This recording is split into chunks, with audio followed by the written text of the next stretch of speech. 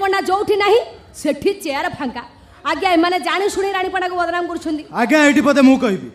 मु तपी पंडा 30 वर्षर कलाकार मु बहु दर्शक रानी पंडा को देखा आसती आज्ञा आसती से केमी अदा लंगुड़ी नाचुची से देखा एमाने अभिनय कौन जानती आज्ञा आसती खाली देह देखा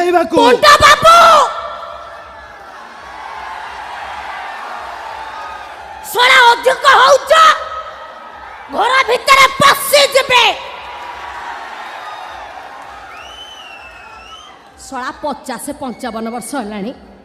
नाती नातुणी खेलैलणी तमे हब हिरो तुमके ओडिसा दर्शक देखिबे। अरे एक कथा कहया तुमके लाज लागुनी तुमको लाज लगे दरकार तमे नाइस में गोटे कलंक कोन हैला मु नारी जाति पाई कलंक आ तमे माने होछ सत्य अरुआ। आज्ञा मु मंच पर नाचला बळे मो अजाणतर मो ड्रेसटा खसी पइला मु हे गेली नारी जातिर कलंक एमाने